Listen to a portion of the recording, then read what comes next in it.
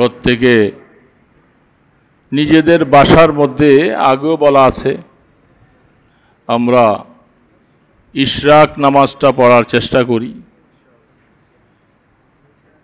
সূর্য উদয় হওয়ার 13 মিনিট পরে 2 রাকাত করে 4 রাকাত নফল নামাজ ফজরের পরে নিজের বাসায়ও পড়তে পারবেন।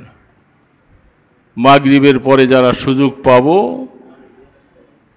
4 রাকাত 6 রাকাত নফল নামাজ আওয়াবিন হবে, এটা আদায় করব। আর যেটা বলছিলাম ফজরের পরে আসরের পরে কালেমায়ে তামজিদ সুবহানাল্লাহ আলহামদুলিল্লাহ লা ইলাহা ইল্লাল্লাহু আল্লাহু আকবার মনে আছে সবার? পড়ছেননি? পড়তেছেন? 100 বার করে আমলটা চালু রাখবেন। সুবহানাল্লাহি ওয়া বিহামদিহি সুবহানাল্লাহি ওয়া বিহামদিহি, শুধু এতটুকু 100 বার। হাদিস আসছেন, বুখারীতে রওয়ায়াত আসছে, এত সওয়াব সেই দিন তার সমতুল্য সওয়াব আর কেউ পাবে না। এই জন্য এটা কই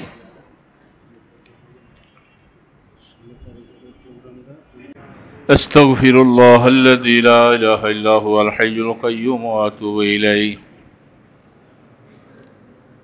আস্তাগফিরুল্লাহাল্লাযী লা ইলাহা ইল্লা হুয়াল হাইয়ুল কাইয়্যুম ওয়া আতুবু ইলাইহি লা হাওলা ওয়ালা কুওয়াতা ইল্লা বিল্লাহিল আলিয়্যিল আযীম। শেষ কথাটা মনে রাখি, সকলে কমপক্ষে দৈনিক 20 বার মওতের চিন্তা করব। দৈনিক 20 বার মওতের চিন্তা করব। আমি এখন আছি, সন্ধ্যা পর্যন্ত থাকবো কিনা, বা সন্ধ্যার পরে আমি সকাল পর্যন্ত বাঁচবো কিনা, কখন আল্লাহর তরফ থেকে ডাক আসে আমার হিসাব নাই। এই জন্য সকলে চিন্তা করব, ফিকির করব, কমপক্ষে 20 বার মওতের খেয়াল করি।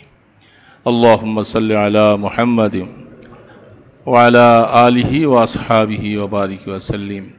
আল্লাহুম্মা সাল্লি আলা মুহাম্মাদিন ওয়া আলা আলিহি ওয়া আসহাবিহি ওয়া বারিক।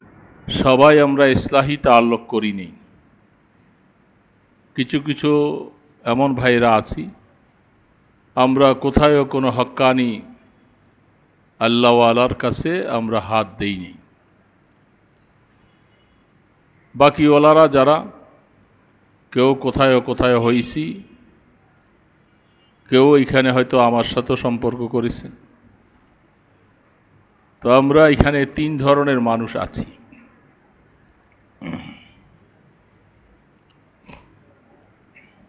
কোরআন শরীফে আল্লাহ সুবহানাহু তাআলা একটা লিবাসের কথা বলছেন। লিবাসের বর্ণনা দিতে যাই একটা জায়গায় বলছেন লিবাসুত তাকওয়া। আমরা বিভিন্ন রকমের লিবাস পরি। কিছু লিবাস আমাদের লজ্জাস্থানকে ঢাকার জন্য, কিছু লিবাস আমরা আবহাওয়ার সাথে মিল রেখে শীতের দিনে শীতের লিবাস, গরমের দিনে গরমের লিবাস পরিধান করি।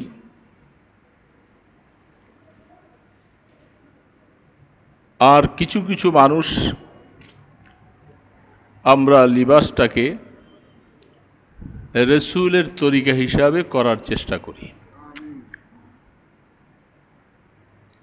3 ধরনের লিবাসের কথা। সর্বশেষ সমস্ত লিবাসের পাশে লিবাসুত তাকওয়া, এটার ব্যাখ্যার মধ্যে অনেক কিছুই লিখছেন।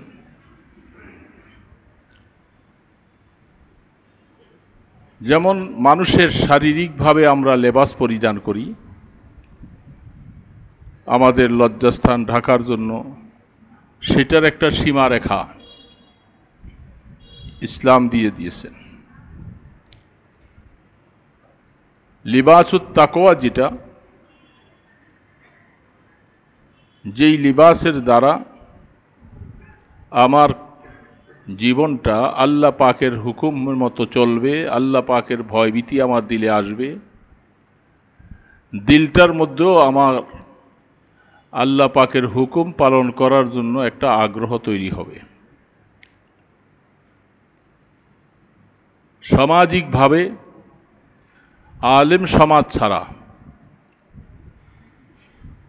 মাদ্রাসার ছাত্ররা ছাড়া যারা আমরা গায়রে আলেম, তাদের মধ্যে লেবাসের প্রবণতাটা প্রত্যেকের নিজের খেয়াল খুশি মতো, যে যেটা পছন্দ করে সেই লেবাসটাই সে তৈরি করে, সেটা গায়ে দেয়। হ্যাঁ, গায়রে আলেমদের মধ্যে ইল্লা মাশাআল্লাহ কিছু সংখ্যক আল্লাহর বান্দা আছেন, তারা তাকওয়াই লিবাসটা পরিধান করতে মনে চায়, তবে এটা পরিধান করে নিজকে সাজাইতে যাইয়া অনেক ব্যাগ পাইতে হয়, বন্ধু মহলে তিরস্কারের পাত্র হতে হয়,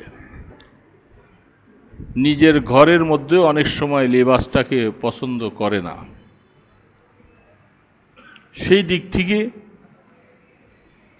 আমরা যেই লিবাস নিজেরা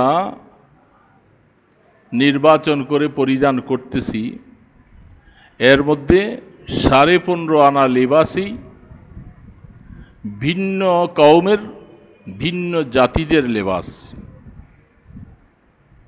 সেটাই আমাদের দেশে প্রচলিত। তার পাশাপাশি যারা আমরা গায়রে আলেম, হাজি সাহেব বা এমন কিছু দিনদার ধরনের মানুষ আছি, আমি তাদের প্রতি তাকাইলে দেখি এইখানে ম্যাক্সিমাম প্রায় 15.5 আনা মানুষ গায়ের জামার নিচে একটা গেঞ্জি ব্যবহার করি, জামার নিচে একটা গেঞ্জি ব্যবহার করি। সেই গেঞ্জিটা আমাদের মধ্যে যারা আমরা ব্যবহার করতেছি, ম্যাক্সিমাম মানুষ তারা আমরা হাতা কাটা গেঞ্জিটা পরিধান করি। এটা জামা গায়ে থাকলে তো বোঝা যায় না একটা গায়ে জামা আছে। যখন আমি বাসা বাড়িতে বিভিন্ন জায়গায় যাই আমার জামাটা খুলে ফেলি, তখন আমার গায়ের যে গেঞ্জিটা এটা সামান্য একটুই ঢাকে, আর বাকি সারাটা শরীরে আমার খালি থাকে। কি বলেন? এটাকে কি গেঞ্জি বলে? সেন্টু গেঞ্জি বলে। তো ওই সেন্টু গেঞ্জিটা আমরা জামাটা খুললে আমাদের শরীরের অনেক অংশ খোলা থাকে কি থাকে না? আমি এই গেঞ্জিটা কি উদ্দেশ্যে ব্যবহার করতেছি? যে আমি জামাটা খোলার পরে বাসা বাড়িতে যখন থাকি বা আমার বন্ধু বান্ধব কেউ আসে, তাদের সাথে দেখা সাক্ষাৎ করতে যাই যেন আমার শরীরটা একেবারে খালি দেখা না যায়। ওই সময় একটা জামা পরিধান করে সামনে আসা একটা সময় লাগে, আমি যেন এই গেঞ্জিটা পরেই যেন তাদের সামনে যাইতে পারি। তো আমি তাদের সামনে যে গেলাম, আমার যে গেঞ্জিটা পরে গেলাম, এটার দ্বারা আমার শরীরের প্রায় দেখা গেল অর্ধ অংশেই খালি অবস্থায় আছে। সেই খালি অবস্থায় গেঞ্জিটা পরে আমি চলতেছি, তাহলে আমি ঢাকলাম কি? আমি কি ঢাকলাম? এই গেঞ্জির দ্বারা আমার কি ঢাকা হলো? 4 আনা অংশ প্যান্ট বা লুঙ্গির নিচে থাকে, ওইটা ঢাকলেও খুশি না ঢাকলেও খুশি। আর প্যান্টের আর লুঙ্গির উপরে বাকি আর থাকে 4 ইঞ্চি। তো 4 ইঞ্চি জায়গা পেটের অর্ধেক সহ মিলাইয়া আমি এইটুকু ঢাকলাম। তা আমার এই লেবাসটা, পোশাক এইটা পরিধান করার দ্বারা আমার কি ফায়দা হলো? এটা লেবাসুত তাকওয়া না। কোনো আলেমকে আপনাদের নজরে কোথাও দেখছেন কিনা যে তাদের শরীরে এইভাবে সেন্ডুগেঞ্জিটা আছে, এবং কোনো ইমাম সাহেব, মুয়াজ্জিন সাহেব,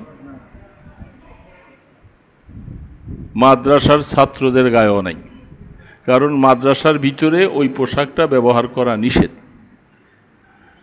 তো ইমাম সাহেবের গায়ে নাই, মুয়াজ্জিন সাহেবেরও নাই, খাদেম সাহেবেরও নাই।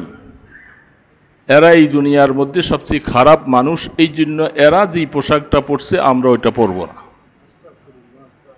কি বলেন?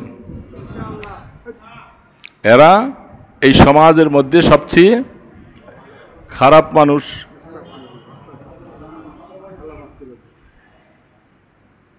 যদি আমাদের ইমাম সাহেব এই সেন্টুগেঞ্জিটা গায়ে দিয়ে, একটা জামা গায়ে দিয়ে উনি নামাজে দাঁড়ায়, পিছন থেকে যদি এটা দেখাই যায়, যেমনটা আপনাদের দেখা যায়, দেখা যায় না?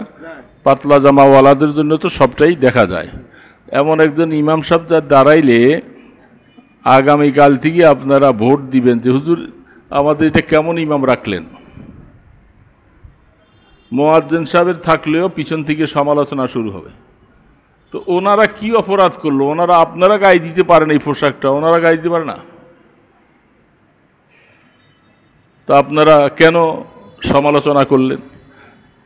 বোঝা যাচ্ছে এই পোশাকটা আসলে ভালো মানুষের পোশাক না, লিবাসুত তাকওয়া না। আল্লাহওয়ালা নেককার বুজুর্গ আলেম ওলামা যারা আছে এরা এই গেঞ্জি গায়ে দেয় না। কারণ জামাটা খোলার পরেও যখন আমাকে ঘরে চলাচল করতে হয় তখন হিসাব মতো আমার ওই গেঞ্জিটা থাকলে আমার শরীরটা মোটামুটি ঢাকা হয়। আর আমরা যেটা ব্যবহার করতেছি এটা আমরা জামা কাপড় খোলার পরে আমরা কি ঢাকলাম? কিছুই ঢাকিনি। বলবেন খুব গরম লাগে, আরএনএস যেটাকে বলা হয়, হ্যাঁ আরএনএস না, ওইটা গায়ে দিলে হুজুর গরম লাগে, এটা হাতা পর্যন্ত গরম লাগে। তাহলে আপনি কিছু গায়ে দিন না মোটেই, বাস জামাটাই শুধু গায়ে দেন। বাসায় যাওয়ার পরে আপনি ফতুয়া ধরনের একটা কিছু বানান, বাস ওইটা গায়ে দিয়ে আপনি স্বাভাবিক চললেন। কারণ আপনার গরম লাগে বইলা আপনি পোশাকটা, এই সমাজের মধ্যে ম্যাক্সিমাম 15.5 আনা মানুষ এই পোশাকটা ব্যবহার করি আমরা, চালু হয়ে গেছে সবখানে। বাস্তবে এই পোশাকটা এটা পোশাক না। আমি অনেককে মাঝে মধ্যে আগে বলছিলাম দুই এক সময়, আপনি যদি আমাকে মহব্বত করেন, ভালোই যদি বাসেন, আপনি আমার নমুনাটা নেওয়া দরকার যে আমার হুজুর কিভাবে কি পোশাক পরে, আমি ওই নমুনাটা নিব। তা না করে আপনি আমাকে মহব্বত করেন আর আমার সাথে ওই পোশাকের কোনো সম্পর্ক নাই, আপনার কাছে আছে, এটা দেখার সাথে সাথে আমি সাথে সাথে হয়তো বলি না, কিন্তু আমার দিলের মধ্যে খুব কষ্ট লাগে। যেহেতু কি ইসলাহ হলো, একটা সেন্টু গেঞ্জি পর্যন্ত জীবনের পাল্টাবার মতো অবস্থা আসলো না, এটা উনি কি পোশাক পরল? না পরেন একবারে ভালো। বা কারণ হলো এগুলি, এটা যে একটা পোশাক না এই কথাটা বুঝার মতো অনেক সময় এই সমাজে এখন কারো আকল নেই। সবাই এখন একতালে চলছে। উলঙ্গর দেশে কাপড় পরিধান করে যদি কেউ যায় সবাই পাগল হিসাবে তারা দৌড়াবে যে এই পাগল কোত্থেকে আসছে, ঠিক না? আল্লাহ পাক মুসা আলাইহিস সালামের কথাটা কোরআনে দিয়ে বলছে, সবগুলি পাগল ছিল। মুসা আলাইহিস সালাম একটু পর্দার ভিতরে যাইয়া গোসল করত, তারা বলছে এটা তো ভালো কথা না, ওনার ভিতরে হয়তো শরীরগত কোনো দোষ আছে, এই জন্য উনি আমাদের সামনে উলঙ্গ হইয়া গোসল করে না। উনি ভালো কাজ করতেছিল, ওটার মধ্যে সমালোচনা শুরু হয়ে গেল। আল্লাহ পাক বলে, আমার মুসার জন্য বদনাম করতেছ? আমি কোনো নবীকে শারীরিকভাবেও অসুস্থতা দেইনি, এই জন্য তিনি মানুষ সবাই চলে গেলে মুসা আলাইহিস সালাম একা একা গোসল করতেন, যেন কেউ না দেখে। এই জন্য কোরআনে আল্লাহ পাক বলছেন তিনি একা গোসল করতেছিল, গোসল করে লুঙ্গিটা পাথরের উপরে রাখছে, উইটা লুঙ্গিটা নিবে, পাথর লুঙ্গিটা নিয়ে দৌড়ানি শুরু করছে। মুসা আলাইহিস সালাম বারবার ডাকতেছে, সাউবি হাজার, সাউবি হাজার, এই পাথর আমার কাপড় দিয়া যা, আমার কাপড় দিয়া যা, তুই কই যাস? দৌড়াইয়াও ধরতে পারতেছে না। উনি যত দৌড়ায় পাথর লুঙ্গি লইয়া আরো আগে দৌড়ায়। যাইতে যাইতে ওরা বনি ইসরায়েলের কত বৈশা রয়েছে এক জায়গায়, এই মাঝখানে যাইয়া থামছে। উনি দৌড়াইতে দৌড়াইতে যাইয়া তারপরে কাপড়টা উঠাইয়া পাথরটারে কয়েকটা বাড়ি দিছে, ওই পাথরের মধ্যে দাগ পড়ে গেছে লাঠির বাড়িতে। তো এরা মুসা আলাইহিস সালামের উপর যে একটা তহমত দিছিল, ওইটা আর ধারে মুসা তো শারীরিকভাবে কোনো দুর্বল অসুবিধা না। তো বলতেছিলাম যে পাগলের দেশে, উলঙ্গর দেশে যদি কেউ কাপড় পরিধান করতে চায় সবাই এটারে পাগল বলবো, এই কোত্থেকে আসছে দেখো। আর যদি সব কাপড় পরিধানওয়ালা এর মধ্যে একটা উলঙ্গ গেলে কি বলে, এটার মাথা ঠিক নেই, পাগল হয়ে গেছে, ব্রেন নেই। তা আমরা এখন আমাদের দেশের সমাজের মধ্যে 15.5 আনা মানুষ সবাই আমরা ওই লেবাসে অভ্যস্ত, যার কারণে এটা যে একটা লেবাস না, এটা কারো মনে আসার মতো অবস্থাই নেই। এটা লেবাস না, পয়সা দিয়ে কিনতেছি, এটা কোন লেবাস? যেহেতু তাকওয়ার লেবাস না, লেবাসের তাকওয়া, এটা আমাদের সমাজে চলছে সবখানে। যেহেতু এই জমিনের মধ্যে ওলামায়ে কেরাম কোনো আল্লাহওয়ালার দরবারে যাইয়া দেখবেন না যে সে তার কাছে ওরকম একটা গেঞ্জি আছে, তা আমরা সবাই কেন এটাকে পছন্দ করলাম? কেন? একটা একটা করে তো পরিবর্তন হওয়া দরকার, পারি না। সমাজ কি হয়ে গেছে, সমাজ কোথায় চলছে? একটা শার্ট গায়ে দিয়ে প্যান্ট পরে আমরা চলতেছি, শার্টটাই আমার অর্ধেক হাতাওয়ালা, অধিকাংশ শার্ট আছে না এরকম। এটাও পুরাপুরি নামাজের লেবাস না। খুজু জিনাতাকুম ইনদা কুল্লি মাসজিদিন, যে নামাজের সময় তুমি সুন্দর লেবাস পরে নামাজ পড়ো, সেখানে হাতাওয়ালা এই অর্ধেক হাতা কাটা এটা লেবাস, এটাও মাকরু। এখন এগুলির তো কোনো চিন্তাই আমাদের করার মতো অবস্থা নেই। বাস নামাজ পড়া দরকার, একটু নামাজ পড়লাম, এখানে কি লেবাস আর কি আছে? টুপি তো চলেই গেছে, বিদায় নিয়েছে এই সমাজ থেকে টুপি। কিছু আলেম ওলামাদের ছাত্রদের কাছে আছে, আর বাকি ওলাদের কাছে এখন টুপি কোনো একটা সাবজেক্ট না, ব্যাপারই না, এটা ছাড়াই এখন নামাজ বাস চলে আসছি। আগে এত দেখা যাইত না, কি বলেন? মসজিদের মধ্যে আগে টুপি ছাড়া মুসল্লি আমি দেখতামই না। আগে কখনো টুপি ছাড়া কেউ আসলে টুপির দোকান থেকে একটা কি নেবা উপস্থিত নিয়ে আইসা নামাজ পড়ছে। এই ছিল আজ থেকে 15 বছর আগের হালাত। এই 15 বছরের ব্যবধানে এখন ম্যাক্সিমাম টুপি ছাড়াই নামাজ। এক এক কাতারে না হলেও কমপক্ষে 15 জন থেকে 20 জন সব টুপি ছাড়া। টুপিটা কোনো নামাজের পোশাকই না, অথচ একটা সৌন্দর্য, একটা ইসলামের একটা সৌন্দর্য, ইউনিফর্ম রাসূল বানাই দিয়ে গেছেন, সেটা এখন সামাজিকভাবে আমাদের থেকে চলে গেছে। তো আমাদের ছেলেদের মধ্যে মাথায় লম্বা লম্বা চুল রাখি, টুপি নাই।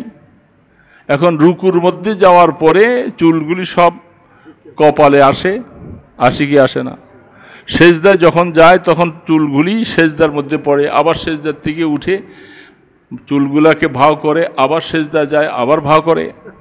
এইভাবে নামাজের মধ্যে এই করতে করতে উনি নামাজের মধ্যে এই কাজে ব্যস্ত। যেটাকে শরীয়তের ভাষায় বলা হয়, কি বলে বাংলা ভাষায়, এটা এমন একটা কাজ যে কাজটা নামাজের বাহিরের কাজ। একজন দেখলে মনে হবে যেন সে নামাজে নাই। এই রকম অবস্থায় এখন আমরা ম্যাক্সিমাম যুবকেরা নামাজ পড়ি। দেখি তো আমার আশপাশে সব দেখি তো অবস্থা, রুকু যায়, সেজদা যায়, কতবার যে হাতটা উঠায় আর চুলগুলাকে ভাও করে, তার নামাজটাই হয় না, অনর্থক। কষ্ট করে আসছে, এক এক রাকাতে 3 বারের বেশি এইভাবে অতিরিক্ত কাজ করলে নামাজ নষ্ট হয়ে যায়। এখন টুপি যদি থাকতো, আবার টুপি এখন আজকাল আরেক ধরনের ফ্যাশন তৈরি হয়েছে, এত লম্বা লম্বা চুল রাখে, যেগুলি টুপি নিয়ে সেজদাত গেলে চুল লড়ার কারণে ওই টুপি পরে যায়, আবার টুপিটা উঠাই আবার দেয়, আবার পড়ে যায়, আবার পড়ে যায়। সে বুঝতেই পারে না যে আমি কোথায় আসছি, আমি কি করতেছি, আমার নামাজটা এটা কি নামাজ, আমি কি আল্লাহ পাকের সামনে খেল তামসা করতে আসছি? যে নামাজটা আমার জীবনের সব কিছু, সেই নামাজের মধ্যে আইসা আমি তামসা করতে শুরু করছি। তারপরে আমাদের আল্লাহু আকবার, একজন হাজী সাহেব ছিল, অনেক বয়স, থানবী রহমতুল্লাহ আলের খেদমত করেন না। ওনার সামনে প্যান্ট পরা ওনার কোনো একটা নাতি আসছিল। উনি বলতেছে, তুই পশুর পোশাক পরে আইস, তুই আমার সামনে আবি না, তুই যে পোশাকটা পরছস এটা পরে তুই মায়ের সামনে, বোনের সামনে, খালার সামনে যাস কেমনে? তোর শরীরের গুপ্ত অংশটা প্রকাশ পেয়ে যায় ওই পোশাকটায়। কি প্রকাশ পায় না, না পায়? বাহিরের থেকে নজর করলে, সেজদার মধ্যে যখন যান, রুকুতে যখন যান, আপনার পিছনে যে থাকে আপনার গুপ্ত অংশটা নজরে আইসা যায়, অনুমানে আইসা যায়। শুধু কাপড় দিয়ে ঢাকে থাকলে হয় না, এটার অনুমানটা চলে আসে বাহিরে। কি আসে কি না আসে বলেন? এই পোশাকটা আমাদের কাছে খুব পছন্দের পোশাক হয়ে গেল। সমাজের মধ্যে 100-তে 100% এই পোশাকের উপরে চলে আসছি। দোস্ত, জীবনের পরিবর্তন আনতে পারলাম না, পরিবর্তন আনতে পারলাম না। রাখো, পরিবর্তন আনতে পারলাম না। ইসলাহ কাকে বলে? ইসলাহ মানিটা কি? কতক্ষণ বসে বসে লা ইলাহা ইল্লাল্লাহ জিকির করলে এটা ইসলাহ হয়ে গেল? এটার নাম ইসলাহ না। তার লিবাসে, পোশাকে, চাল চলনে, সব কাজের মধ্যে মেড ইন মদিনা আসতে হবে। মদিনার লিবাস, মদিনার পোশাক, মদিনার মতো ব্যবসা, মদিনার মতো কথা, এরকম যদি তৈরি না হয়, আমি ইসলাহ করলাম, কি হইলাম ইসলাহ? আমি আমার সব কাজ ঠিক রাখতেছি, এরপরে আবার বলতেছি আমি ইসলাহ কাজ করতেছি, হইতেছে না। না দোস্ত, ইসলাহ হইতে হবে। কিছু কিছু সাথীরা এমনও আছে যারা দাড়ি রাখছে, কিন্তু তাদের দাড়িটা সপ্তাহ পর পর তারা কাটে, একটু ছোট ছোট করে। না, শাসুন্না অবস্থা তো নাই, এটা তো রাখন্নাওয়ালাদের কথা। যারা রাখছি তারা আবার দাড়িগুলাকে কাইটা কাইটা ছোট করে রাখি। এক মুষ্টি চতুর্দিক থেকে যাদের দাড়ি বড় হয়, এক মুষ্টির নিচে রাখলে এটা সুন্নত আদায় হবে না। তো দাড়ি রাখলাম আর সুন্নত আদায় হলো না, তাহলে আমার এই দাড়ি রাখার কি মানি হলো? ভালো মানুষ যারা, তারাও মাশাআল্লাহ এমনি অনেক কাজকর্ম করে দেখে আসছে, কিন্তু দাড়ির কাছে আইসা সে ফেল। এখানে আইসে তার দাড়ি না কাটলে সে মনটাকে বুঝাইতে পারে না। বন্ধু মহলে রাখছি তো একটু, হয়তো হুজুর দেখবে, কেমনটা দেখবে, তারপরেও একটু হাত দিয়া ছোট করে ফেলছি। এটা আমার জিন্দিগি না। এখন কেউ আপনাকে কিছু বলবে অথবা নাই বলুক, মনে রাখা লাগবে আপনার এই অবস্থাটার সংবাদটা এখনই প্রত্যেক দিন সোনার মদিনায় পৌঁছে যায়। সপ্তাহে শুক্রবার, সোমবার আমার আমল সম্পর্কে, আমি যে দাড়িটা এক মুষ্টি রাখি নাই, হাদিসের মধ্যে আসছেন আল্লাহ রসুল বলেন যে আমি পুরুষকে দাড়ি দিয়া তাদেরকে সৌন্দর্যতা বর্ধন করেছি, আর মহিলাদেরকে চুল দিয়া তাদের সৌন্দর্য বর্ধন করেছি। এখন আমাদের কাছে সৌন্দর্য হলো দাড়ি কামানের মধ্যে, আর আল্লাহ রসুল বলতেছেন পুরুষ তোমাদের সৌন্দর্য হলো দাড়ি রাখার মধ্যে। আর মহিলাদেরকে, এখনকার সমাজের মহিলারা যারা বড় বড় শিক্ষিতা মহিলা, এরা চুলগুলোকে কাইটা এইভাবে করে পুরুষের মতো বব কাটিং আরো উপরে কইরা সেরকম চুল। আল্লাহ রসুল বলেন তোমাদের সৌন্দর্য দিয়েছিলাম চুল লম্বা করবা, চুল থাকবে। আর পুরুষকে বলছিল যে তুমি তোমার দাড়ি রেখা সৌন্দর্য বাড়াও। এখন সব উল্টা, আমরা দাড়ি কামাইয়া সৌন্দর্য করতে চাই, আর মহিলারা চুল কাইটে সৌন্দর্য বাড়াইতে চায়। এই জন্য মন গড়া জিন্দিগি এইভাবে কাটাবার দ্বারা এটার নাম ইসলাম না, এটার নাম ইসলাম না। আমার লেবাস, পোশাক, চুল, দাড়ি, নখ মাঝে মধ্যে সব কিছু সুন্নত মোতাবেক হতে হবে, তাহলেই আমি ইসলাম হলাম। কিয়ামতের ময়দানে এর বিনিময়ে অনেক কিছু পাওয়া যাবে।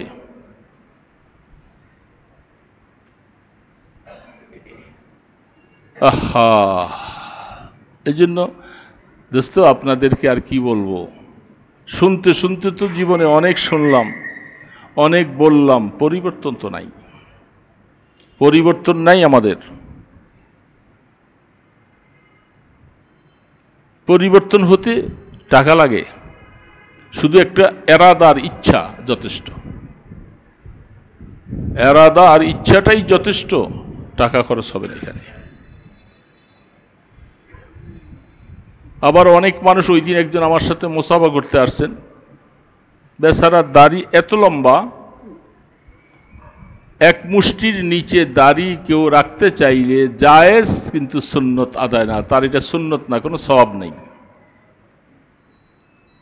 এক মুষ্টির নিচ পর্যন্ত কাটবে, আর উনি তারপরেও এক মুষ্টির নিচে কিছু রাখছে, আচ্ছা, কিন্তু সীমা অতিরিক্ত এত হয়ে গেছে, নাভি পর্যন্ত চলে আসছে দাড়িগুলি।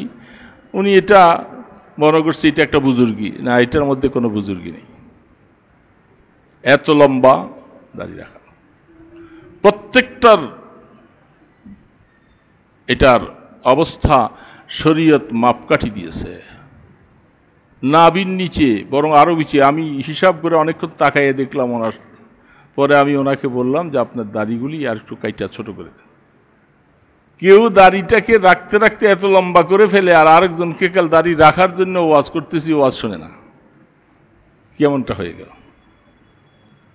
এই জন্য যদি দিলের মধ্যে আল্লাহ পাকের মহব্বত থাকে, মদিনার নবীর মহব্বত যদি থাকে,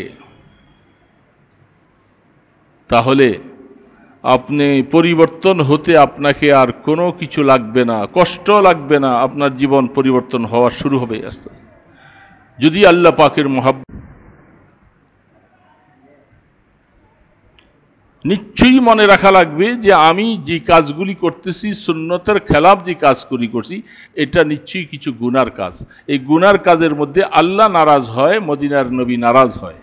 তো তারা নারাজ হয়ে আমার জীবনটাকে আমি খুশি করব কারে দিয়া? আল্লাহু আকবার।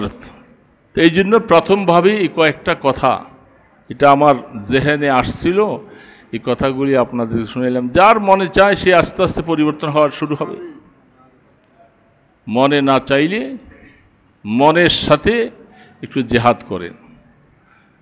ছোট্ট আয়াত পড়েছিলাম, সময় কম, বলছিলাম অল্প কথাই বলবো, কথা বেড়ে গেছে। হাদিস শরীফের মধ্যে আল্লাহ রসুল বলছেন, আল ঈমানু নিসফান, ঈমানটা দুই ভাগে বিভক্ত। এক ভাগ হলো শুকর, আরেক ভাগ হলো সবর।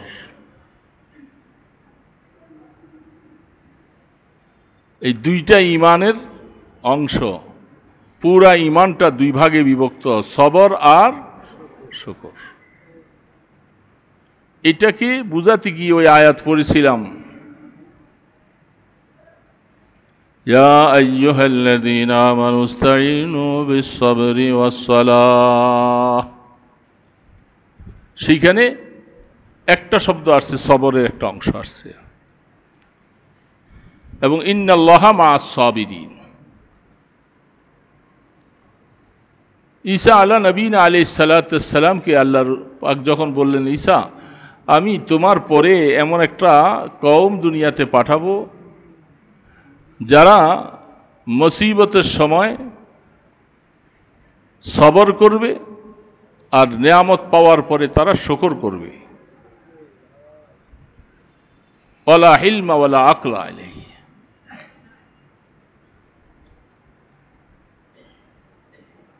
ঈসা আলাইহিস সালাতু বলে যে আল্লাহ, তাদের ইলিম এবং আকল থাকবে না, তারপরে তারা এইভাবে আমলটা করবে। বলে আমি আমার আল্লাহ পাকের তরফ থেকে তাদের দিলের মধ্যে এইভাবে ধৈর্য ধারণ করা, সবর করা আর আকল দিয়ে এগুলাকে বুঝা, এটা আমি আল্লাহ তাদের দিলের মধ্যে দিয়ে দিব।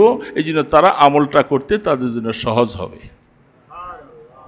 তো সেই উম্মত আমরা। এগুলার কথা আলোচনা অনেক লম্বা, সংক্ষেপে বলতেছি যেহেতু হাদিসটুকু পড়েছি। ঈমান দুই ভাগে বিভক্ত, একটার নাম হলো সবর, আরেকটার নাম হলো শুকর।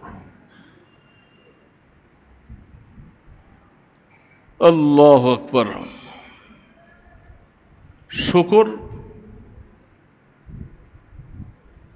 আল্লাহ রাব্বুল আলামিনের পক্ষ থেকে বান্দাকে যা কিছু নেয়ামত দিয়েছেন, আপনার চাহিদা মতো নয়, আপনার পছন্দ মতো নয়, আল্লাহ পাক তার চাহিদা অনুযায়ী তার পছন্দ মতো বান্দাকে আল্লাহ যা দিয়েছেন, আপনি এটার উপরে সব সময় শুকর আদায় করতেছেন। আল্লাহ আমি তোমার এই নেয়ামতের শুকর আদায় করতেছি, বেশি বেশি করে আমার কাছে বেশি পাবো, তুমি আমাকে যা দিছো এটা আমার কাছে কোনো মূল্যই রাখে না, এমনটা না। বললাম না, যেটা ব্যাখ্যা করতে গেলে অনেক সময়। আমাদের জীবনে বহু চাহিদা, চাহিদা ছাড়া কোনো মানুষ নেই, আর চাহিদার শেষ নাই। বনি আদম তার চাহিদা চাইতে চাইতে চাইতে চাইতে সে যা পায় আরো চায়, আরো চায়, আরো চায়। তার এই চাওয়াটা শেষ হবে কবে? যেদিন পেটের মধ্যে বস্তা ভরে মাটি দিয়া যখন চাপা দিয়া দিবে, সেদিন চাওয়া শেষ হবে। তার আগ পর্যন্ত রু যতক্ষণ আছে চাইতেই থাকবে।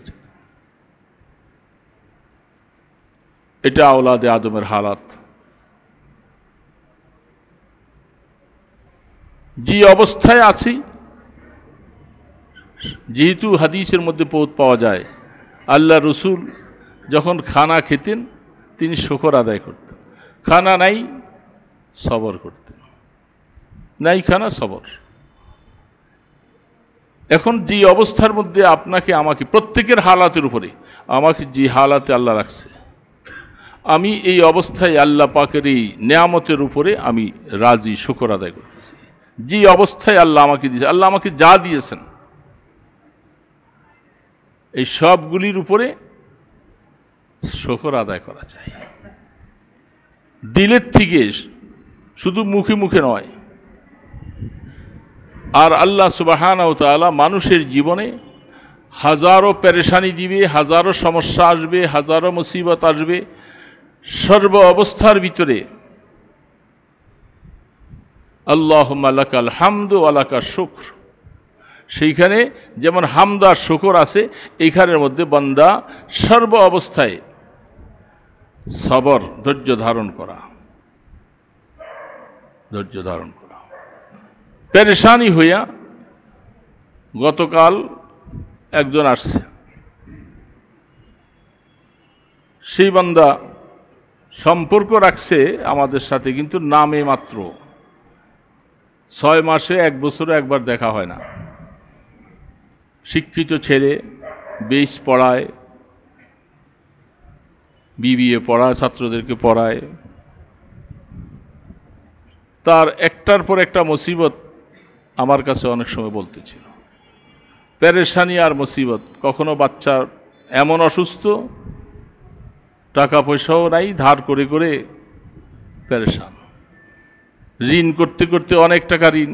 হুজুর আমি তো বহুত পেরেশানিতে আছি, যার কারণে এবাদত বন্দির মধ্যে মন বসে না, এবাদতগুলি অনেকটা ছুটে গেছে। বলেন, সেই লোকটা মুসিবত পেরেশানি আল্লাহ পাক দিয়েছেন, এবাদত ছুটে গেছে অনেক। তাহলে আপনি কি সবর করলেন? সবর করলেন না। আল্লাহ পাক তো আপনাকে ইবতেলা করতেছেন, আপনাকে ইমতিহান দিয়েছেন, যে আমি তাকে একটু দিয়া দেখি সে কি অবস্থায় করে। সেই অবস্থায় সে বাস পদস্খলন হয়ে গেল, তার পরিবর্তন আসবে না। এতদিন চাকরি ছিল, ভালোই চলছেন, হঠাৎ করে চাকরি চলে গেছে, এখন ফজর চলে যায়, শুয়ে রয়েছে, কয় সারা রাত্র ঘুম আসে না, ফজরের সময় ঘুমাইছি। তো সারা রাত্র ঘুম আসে না, তুমি ফজরের সময় ঘুম গেলা, তোমার নামাজ ছুটে গেল ফজরের, তো তুমি কেমন করে তুমি সবর করলা? এই জন্য সবরের মাসালা অনেক বড়, ব্যাপক। জীবনে অনেক কিছু হবে, অনেক কিছু হবে, বান্দার জীবনে অনেক কিছু হবে। আর বান্দাকে মেহনত করে অর্জন করতে হবে। মেহনত করার পরেও যে এটা আমার হবে, এটা নিশ্চয়তা নাই। মেহনত আমাকে করতে আল্লাহ পাক বলছেন করব। লাকাদ খালাকনাল ইনসানা ফি কাবাদ। মানুষ মেহনত করবে, আমি মানুষকে এইভাবেই বানাইছি। তো মেহনত করবেন, আর তারপরও ধৈর্য ধারণ করবেন। সবর এমনভাবে থাকতে হবে, সবরের মধ্যে একটু ব্যতিক্রম হলেই তখন আল্লাহ পাকের উপরে আস্তে আস্তে করে একিন হালকা হয়ে যায়। কত চাইছি, কত দোয়া করেছি, আল্লাহ তো শুনে না। এমন কথা বললে ওলা মানুষ আছে না নাই? কত চাইছি, কত কিছু, আল্লাহ তো শুনে না। নাউজুবিল্লাহ, আল্লাহ শুনে না। আমি চাইতে জানি নাই, অথবা আল্লাহ পাকের তরফ থেকে আমার জন্য এটা একটা বরাদ্দ আছে, আমাকে একটা পরীক্ষা ফেলছে, যে আমি এই পরীক্ষার পরে টিকে থাকি না, নাকি পিছল খেয়ে চলে যাই। এই জন্য সবর, ধৈর্য, সবর করতে হবে। এগুলি এরপরে অনেক সময় মা বোনদেরকে এগুলি বুঝাইলেও তাদেরকে বোঝানো যায় না, ঘরের মধ্যে অনেক সময় তার ব্যতিক্রম। এবং হাদিসের মধ্যে আসছেন, নবী আলাইহিস সালাতু ওয়াস সালাম তিনি মেরাজে যাওয়ার পরে বলে, আমি মহিলাদেরকে বেশি বেশি করে জাহান্নামে দেখেছি। কি কারণ? বলে তারা ওকুকুজ জাওজ, স্বামীর নাফরমানি করে বেশি। কিভাবে? সারা জীবন তার জন্য ভালো কাজ করার পরেও কোনো সময় চাইছে আর এটা সময় মতো আইনা দেওয়া যায় নাই, তখন বলবে যে তোমার থেকেই পর্যন্ত আমি কোনদিন ভালো কিছু পাইলাম না। এটা আল্লাহ রাসূল বলছেন। অথচ তাদের শান্তি দেওয়ার জন্য কত পেরেশানি, কত কষ্ট, কত নামাজ ছেড়ে দিচ্ছেন আপনি, ঠিক না? কত নামাজ ছাড়ছেন, কত রোজা ছেড়ে দিচ্ছেন, শুধু এদেরকে একটু শান্তিতে রাখবেন, কামাই করবেন বেশি বেশি করে, কিন্তু তারা সময় মতো আইসা। এই জন্য মহিলাদের মধ্যে এই সবরের মাত্রা খুব কম, তাদেরকে বুঝাতে হবে, বুঝাইতে হবে যেহেতু ইমানের দুইটা অংশ সবর আর শুকর, তো যদি তুমি একটা আদায় করলা আরেকটা আদায় করলা না, তাহলে তুমি নেসফ পাইলে আর নেসফ পাও নাই। হ্যাঁ, বুঝেন নাই কথাটা? দুইটা ভাগ, যেহেতু ইমানটাকে দুইটা ভাগ করা হয়েছে, অর্ধেক হলো শুকর আর অর্ধেক হলো সবর। তা আপনি একটা যদি করলেন আরেকটা করলেন না, তাহলে আপনার ইমান অর্ধেক, ইমান অর্ধেক। এই জন্য কথা বলা খুব সহজ, সর্ব অবস্থায় সব সময় ধৈর্য ধারণ করতে হবে, ধৈর্য থাকতে হবে। ধৈর্যের বাঁধ ছুটালে পারা যাবে না। বহু রকমের প্রত্যেকের জীবনের এগুলি জুজি মাসালা, এগুলি নিয়ে বলতে বলতে গেলে অনেক কথা বললে আপনি বললো হা হা আসলে তো এরকম, আসলে এরকম। এটা আপনি এখন চিন্তা করবেন, এই হাদিসটা সামনে রাইখা এই দুইটার মধ্যে আপনি কতটুকু অবস্থায় আছেন, আমি কতটুকু অবস্থার মধ্যে আছি, এটা নিজেকে যে বুঝতে হবে। এই জন্য প্রথম দিক দিয়ে যে কথাটুকু বলছি, এ কথাগুলি বুঝে আসছে। লেবাস সম্পর্কে বলছি, দাড়ি সম্পর্কে বলছি, যারা পারি চেষ্টা করব। লিবাসুত তাকওয়া, যেই লিবাসটা আপনাকে আল্লাহর ভয় আনবে, আল্লাহর মহব্বত আনবে, সেই লিবাস ধারণ করেন। যেগুলি গায়রে কাউমের লিবাস, তাদের অনুসরণ কেন করব আমি অনুসরণ যাদেরকে করব, তাদেরকে দেখব যে তাদের চাল চলন উঠা বসায় সুন্নত কতটুকু আছে, সেই অনুযায়ী চলবো। তাহলে ইনশাআল্লাহ ইসলাহ হওয়া যাবে, ইসলার আমল হবে।